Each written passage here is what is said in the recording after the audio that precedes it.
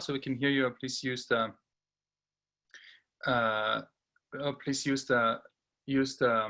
chat function in Zoom. All right, doesn't sound like anyone. Oh, let me see. All right, yeah, thank you, maybe, appreciate it. Thank you so much. So, all right, so let's turn it over to our first speaker.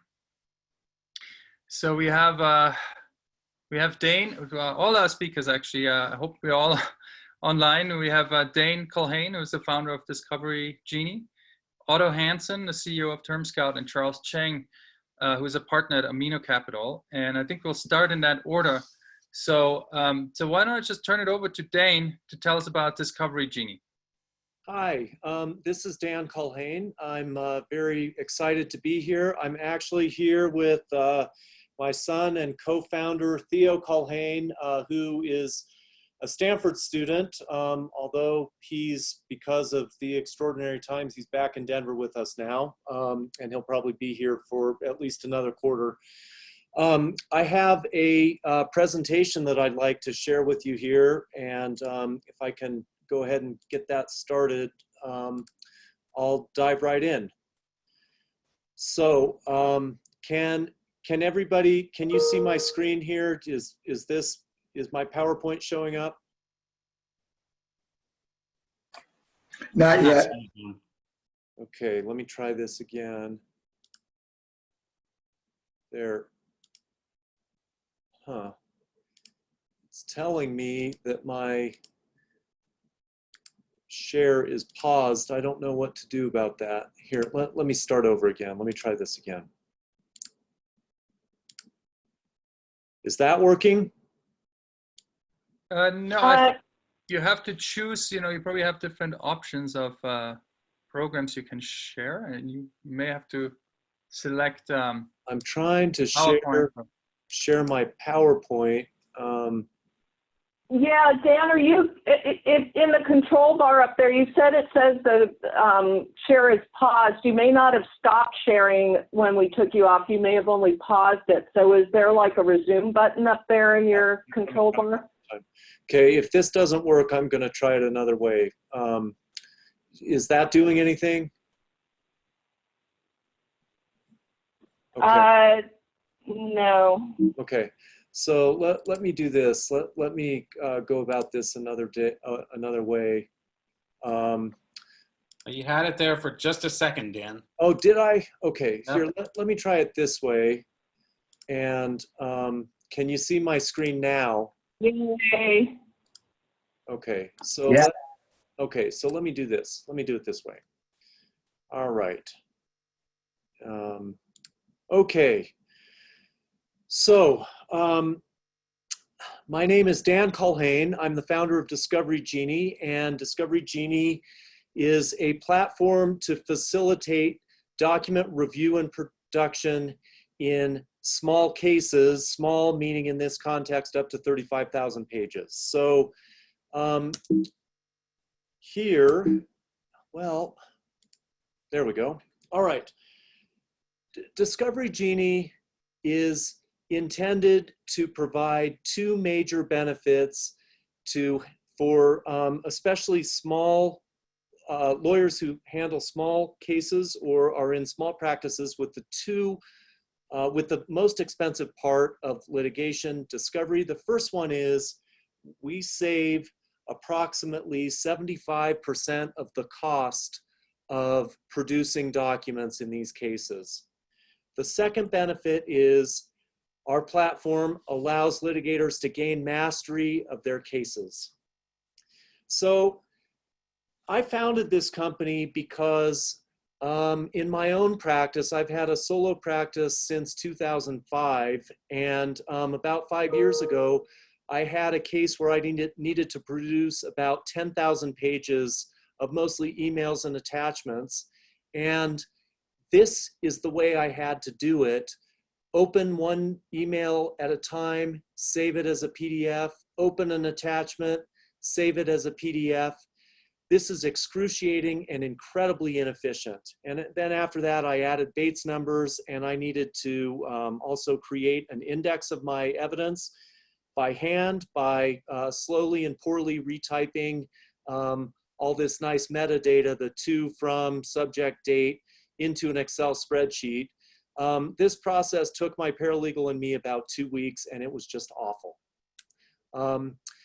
And what I realized from that experience is that I did not have the right tools for the job. So most of you are probably familiar with helping a friend move. So, you know, if you are helping your friend move down the street, maybe a couple miles, and you've got 40 boxes, and this is the tool you've got, well, this is how I and 700,000 other litigators were trying to deal with our document production.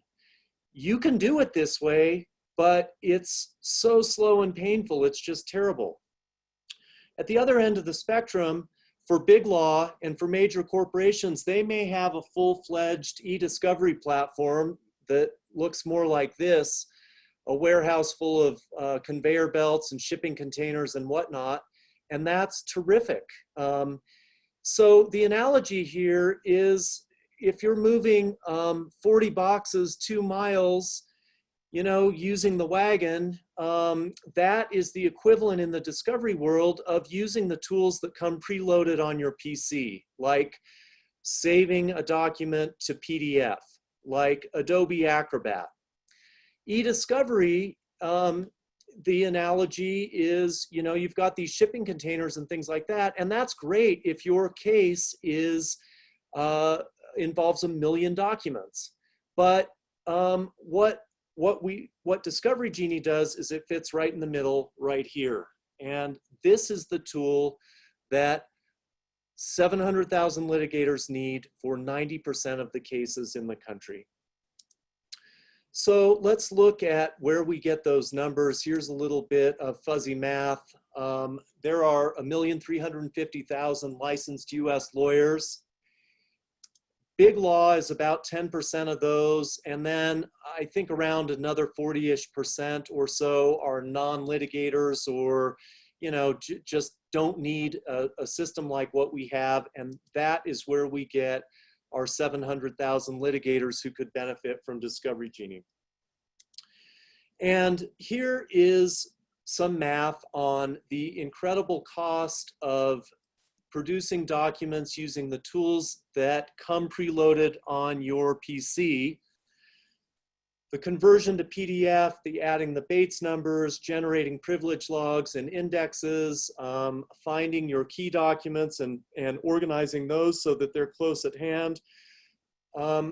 Most small practices don't do this math.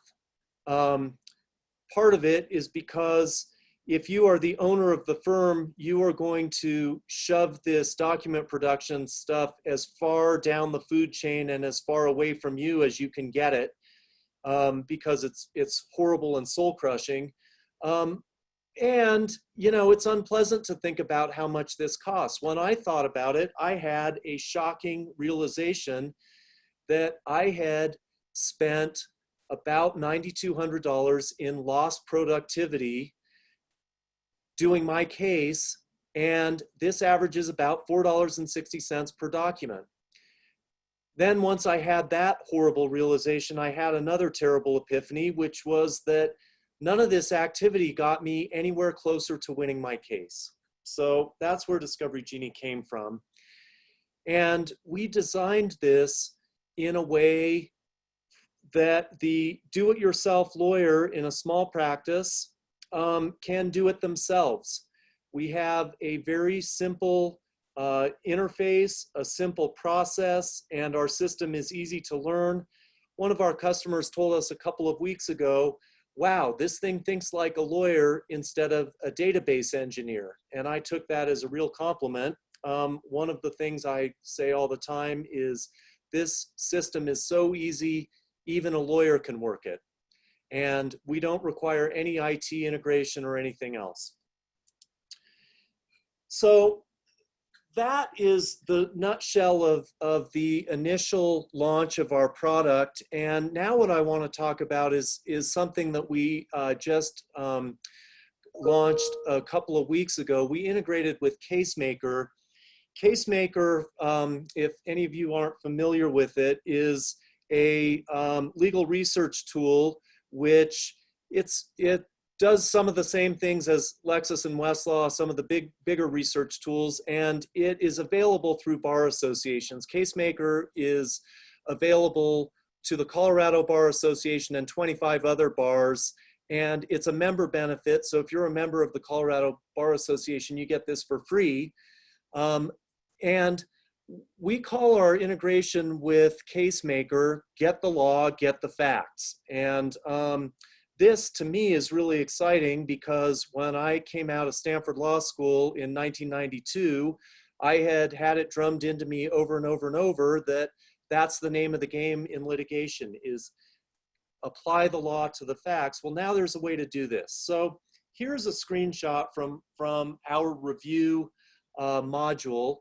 This is designed to look a little bit like your email client, where we have emails, subject, date, to, from, etc., and attachments under that. These are set up for review, and then there are checkboxes to categorize them. And suppose you're in the middle of your document review and you're starting with a breach of contract case, but as you're analyzing your evidence, you start thinking, well, maybe I've got a fraud claim. Well, what our integration with CaseMaker does is it opens a portal so that now you can click this button right here to open a search query. Oh, shoot. I messed up my slides here. It opens a search portal right here where you can type in a search right here in Discovery Genie. And then when you execute that search, it opens a search window in CaseMaker. It ports across your client and matter numbers, which indexes your search results in CaseMaker so you can always find them again. And then what you do is you can use the CaseMaker search terms or search features to find your case. So say you have searched for elements of fraud and you find that case that has, to prove fraud, a plaintiff must prove the following, 1, 2, 3. You can save that magic language with the site and then copy it into your notes here in Discovery Genie, which will link it to the document that you're attaching to. And then when you finish your evidence review and download our indexes, you'll receive something that looks like this. So this is an Excel spreadsheet that is downloaded out of Discovery Genie. It's got my metadata over here, the same stuff we were just looking at. Now we've given it Bates numbers over here, and the Bates numbers track to the file names. And over here, anything that you've saved as a note is now saved into the spreadsheet. So in this example, I've got a Colorado case. This Rathke versus McFarland has to do with TROs and preliminary injunctions. So when you have this spreadsheet, now you have your evidence over here tied together with your law over there. And in my practice, what I do is when I get this spreadsheet, I use Excel's tools to annotate this spreadsheet for future use. So now this spreadsheet is the same thing that I used to have, except I've color coded it. I've expanded my notes. So in this document, I've said this goes to the first element of a TRO, and now I've got the law right there, and it's tied to this particular document. Anything that I've noted in my review about if I need to use this for the Smith deposition, I've color-coded that green, etc. So now you have command of not only your facts and evidence over here from your review with Discovery Genie, but you've tied it to the law through CaseMaker. And we believe that, first of all, this provides an incredible benefit to small litigators, because once you have all this information tied together in a single location like this, I can write my motion where I've got the law and I've got my exhibits over here. So when I'm moving for my TRO, I can start working on my brief very quickly and efficiently, because I've already done all of this. Discovery GENIE has helped me organize all the information that I need to make that happen. In addition, our integration with CaseMaker provides a lot of marketing and exposure to Discovery GENIE, which is very exciting. This is a screenshot from CaseMaker, and it shows the links that every time somebody from CaseMaker uses CaseMaker, then they're going to see links to Discovery GENIE in these partnership ads on the right, and also links to Discovery GENIE through the account settings over there. CaseMaker has 200,000 active users throughout the US, and these users overlap very closely with Discovery GENIE's target market, because they're mostly users in firms of 20 lawyers or less. And here is a little background on how our company is reaching out. We started a partnership with the Colorado Bar Association in January of 2019, 20,000 active members. We're also a partner with the DC Bar. They have 120,000 members. We were selected for the LexisNexis Legal Tech Accelerator, which we completed with some of our peers, including TERMSCOUT last fall. We recently participated in the Startup Alley pitch competition at the ABA Tech Show. And here's our CaseMaker integration. We have also partnered with several local bars, and we have other bar associations in the pipeline. Here's a quick overview of our team. At the top, here are Theo and me, a couple of Stanford guys. And then we have 3 full-time developers and a full-time marketing and communications director and a full-time customer success professional. And that is my overview. I'd be delighted to answer any questions. Thank you so much, Dan. All right, anyone have any questions for Dan? Okay, let me see, somebody using the chat. So when did you start Discovery GENIE, and is this like completely bootstrapped? Is my first question. And what's the business model? So those are my questions, and then Michael's just followed up and said, where do you store the data? Yeah, okay, so let me answer that first one first. We started in the summer of 2017, and that's where we created our prototype code. We are completely bootstrapped. We had a soft launch in August of 2018 and a more serious commercial launch when we partnered with the Colorado Bar Association in January of 2019. We're completely bootstrapped. We are right now starting to look for some seed funding. We're probably looking at about a $1.2 million seed round, probably safes. And our model is we have 2 revenue streams. One is a subscription that is very modest. It's $200 per firm per year. I think of it more as a setup fee, and it's not a very significant part of our revenues. The other part is we are on demand. We charge by the document, $1.13 per document, and we believe that each active user, each lawyer will probably have 2 cases of around 2,000 documents per year. That's about $4,500 of revenue per customer per year. That's our ARR, what we anticipate, and we anticipate minimal churn. Got it. Okay.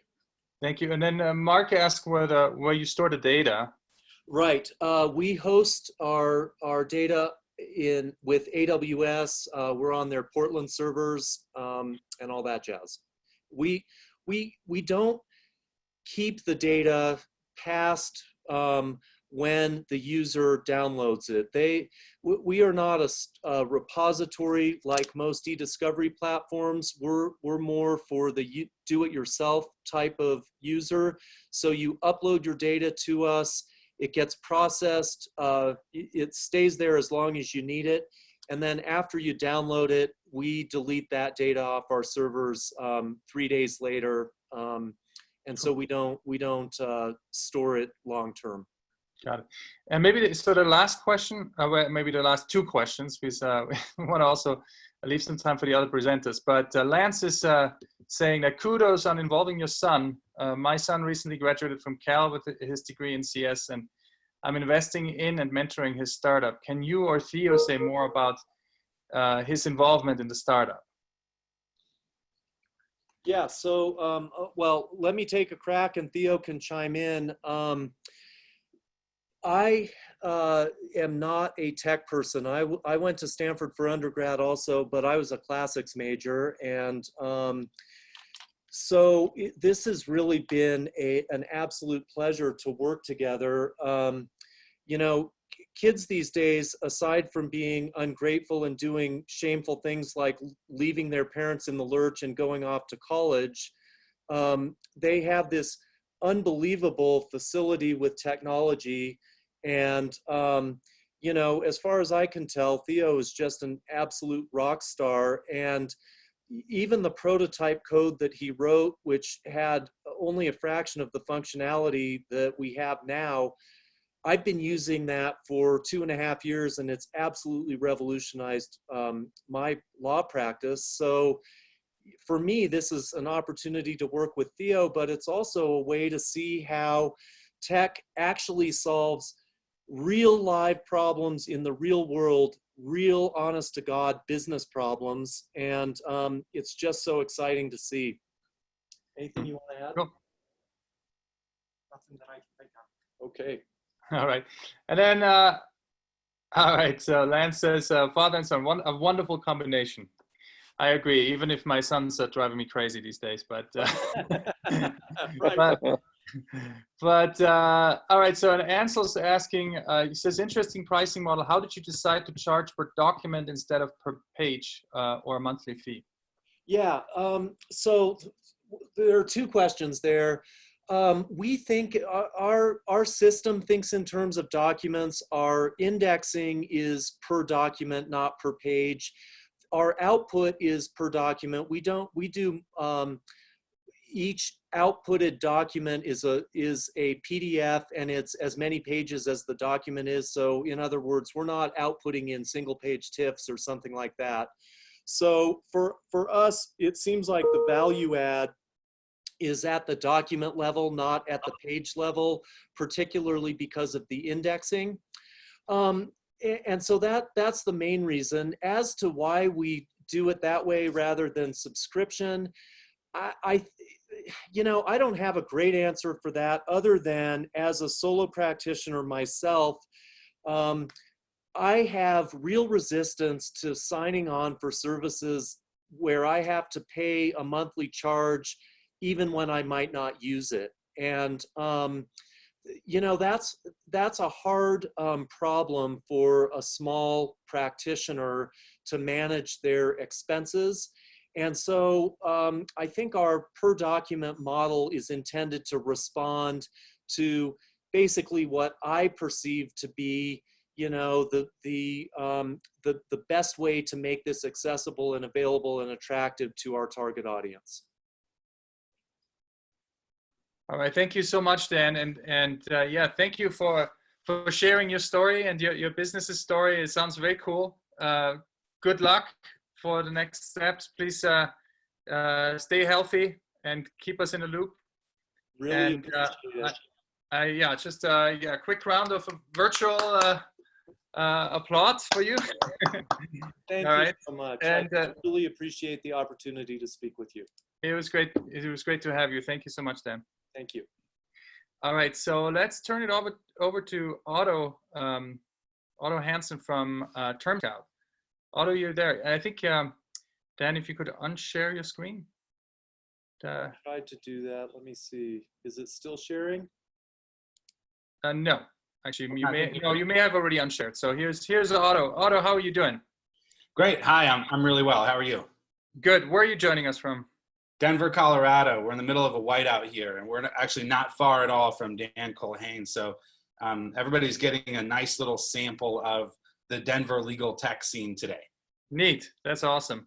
Yeah. All right. Well, take it away, Otto. What's TERMSCOUT all about? Great. So let me get a moment to just get my screen sharing here. All right. Are you guys seeing my PowerPoint slide here?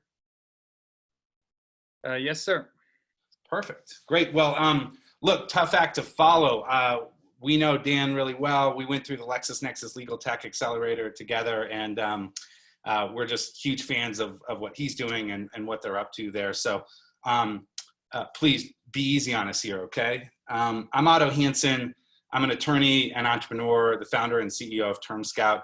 I'm going to try to keep my presentation down to around 10 to 12 minutes.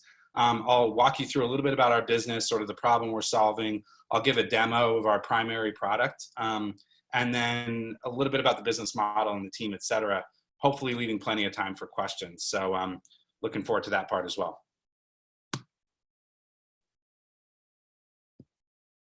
So everything a business sells, every partnership it enters into, every investment, every contractor it hires, every app it downloads, and everything a business buys comes with at least one contract.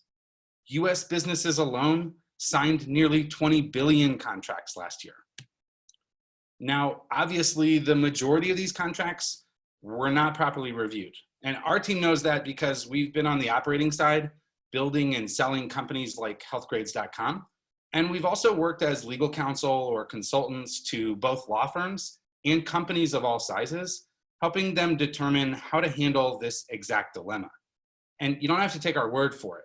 For US businesses to actually review those 20 billion contracts, they would need 27 million full-time staffers dedicated exclusively to that task. That's 25% of the college-educated workforce in America. So the problem that businesses face is that if you're only going to review a small percentage of the contracts that your company signs, how do you decide which ones merit review and which ones to roll the dice on?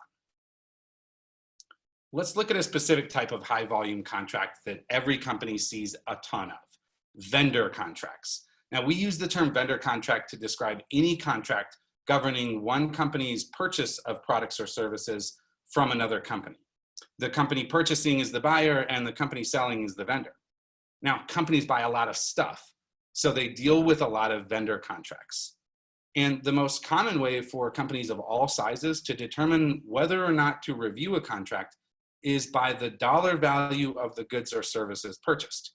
If we're spending a lot of money, then let's definitely review. And if we're only spending a little bit of money, maybe we can skip the review on this one. The problem is that the dollar of value of a contract is not a good proxy for the risk associated with that contract. In fact, there are no good proxies. You can't actually assess risk in a contract without reviewing that contract. And you can't review every contract. So it's a bit of a catch-22. The good news is, of those 20 billion contracts that were signed last year, the vast majority of them were one-to-many contracts. That's one form of agreement used over and over again by many buyers. Click-through agreements for services like AWS or Salesforce are great examples of one-to-many contracts.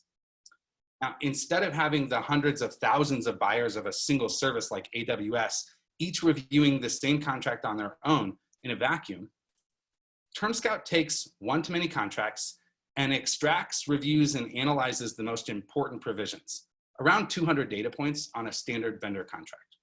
And we compare those provisions to other similar companies and then produce reports, guides, and ratings to help buyers make smarter decisions about which agreements to reject, negotiate, or redline.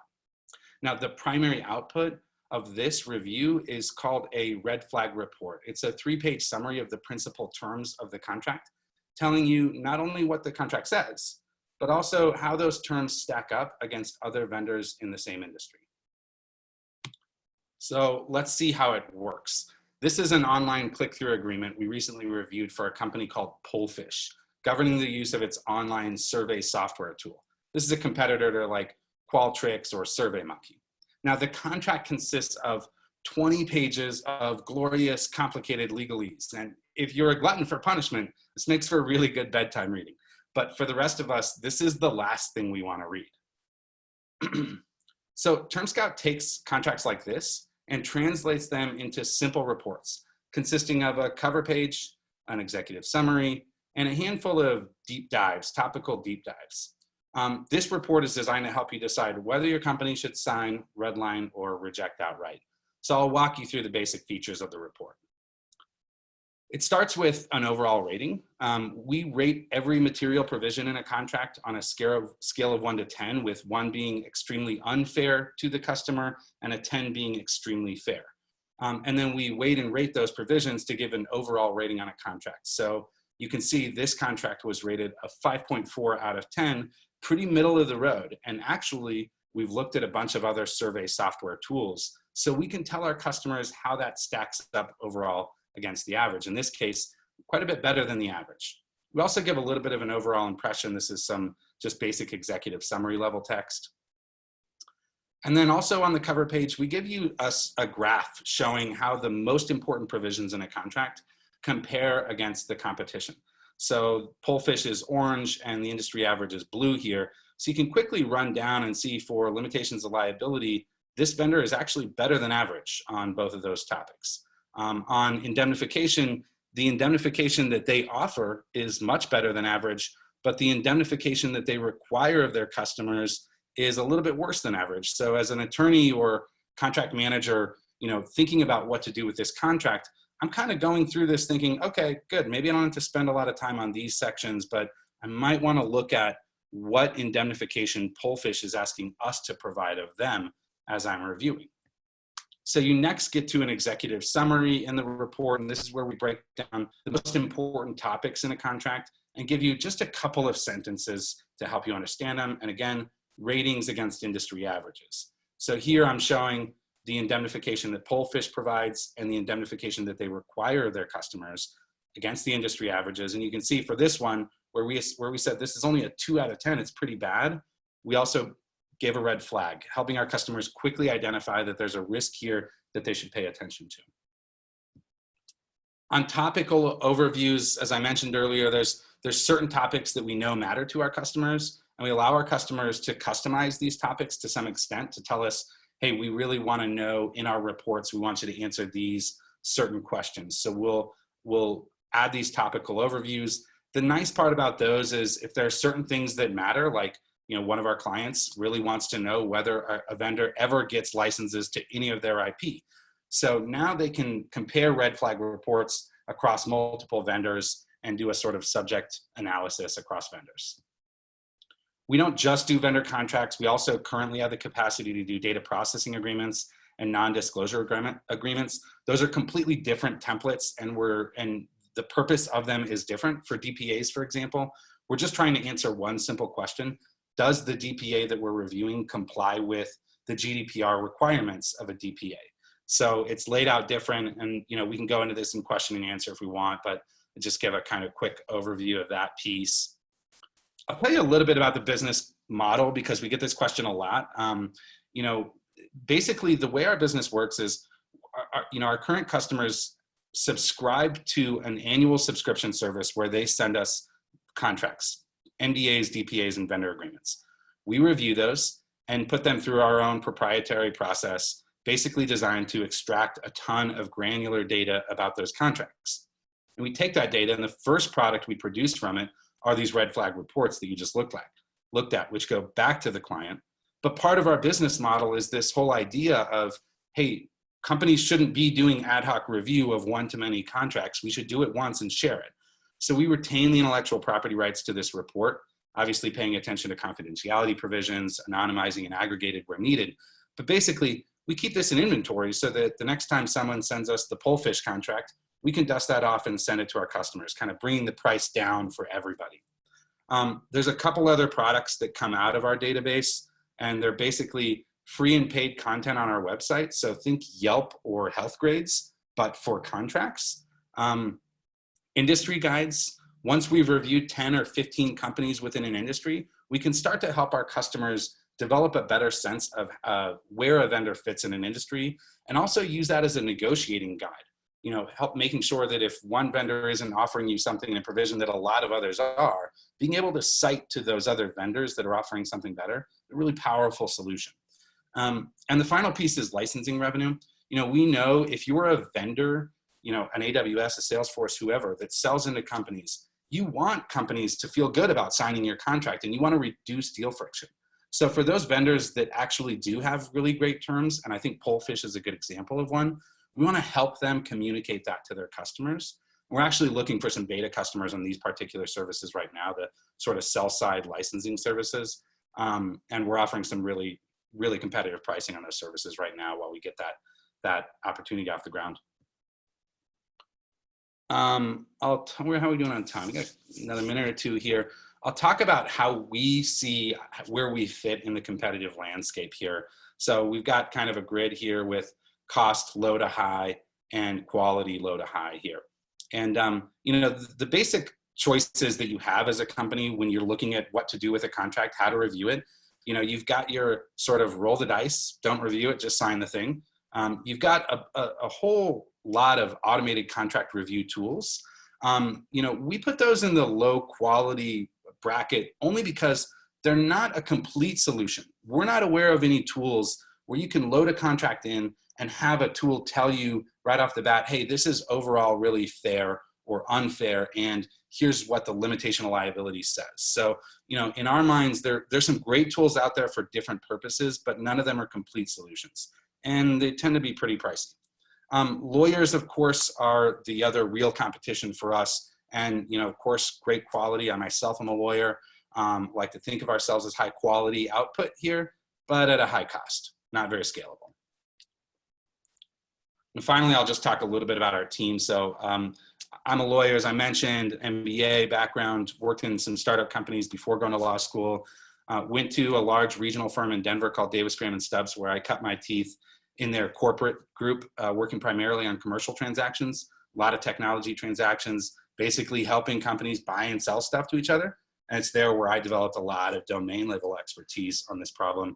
My co-founder and chief operating officer, Peter, was an investment banker on Wall Street early in his career, built one company that he took public, Specialty Care Network, and then went off with the same team and built healthgrades.com, which I've already alluded to is fairly analogous to what we do here at TermScout in various ways.